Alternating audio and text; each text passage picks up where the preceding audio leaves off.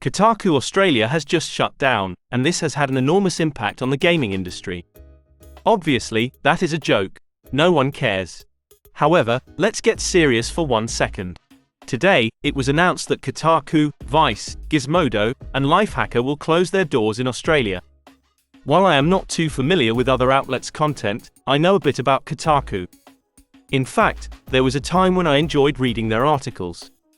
Before I started to pay attention to what was happening around me, I used to read whatever Google would put in front of me. If I Google a game and a post pops up, I will read it. Most people are not aware of the gamer world's inner details.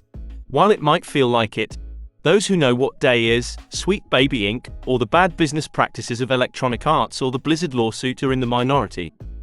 A large portion of people just pick up a game and play it. The same can be said about the other content that they consume. They Google a topic, see an article, and read it. Most of the time, you never associate a name or a face to what you read. Even more so, you never associate any political leanings. For a person like me who does not use Twitter, where most of the political and social discourse happens, that becomes even more true. In 2016, I did research on what console I should buy.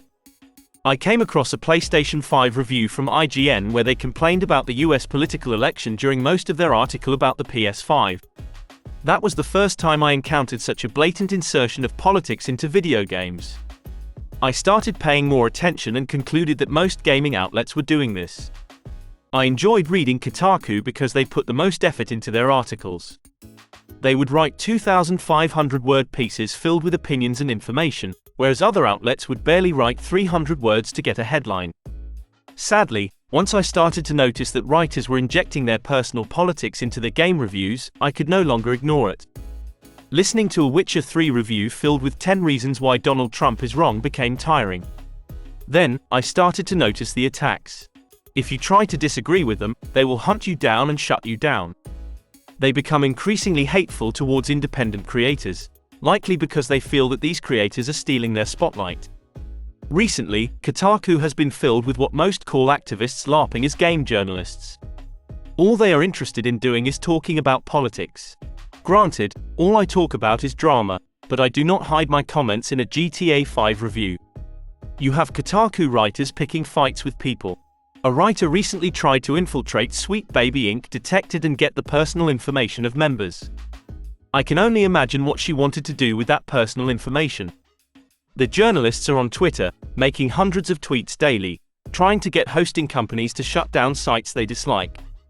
Looking at Kotaku's recent troubles and feeling bad for them is very hard. With that said, obviously, you do not want to do a victory lap over someone losing their job. These people have a voice and should be free to express it. However, if you put out content that people do not engage with, it is what it is. You are not entitled to a click or a read. That is especially true if your article is yelling at people for not agreeing with your political and social opinions when they are trying to read about the latest Gears of War game. At some point, you will get what you deserve. If you make a career by scolding your fans, they will eventually turn away. Most outlets that do this have lost 90% of their viewers since 2016. In my opinion, the most significant turnaround was Gamergate.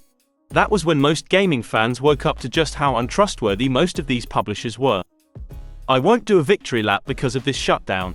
However, I am also not going to cry about it shutting down because if the roles were reversed, they would be celebrating any other site or YouTube channel shutting down that they disagree with.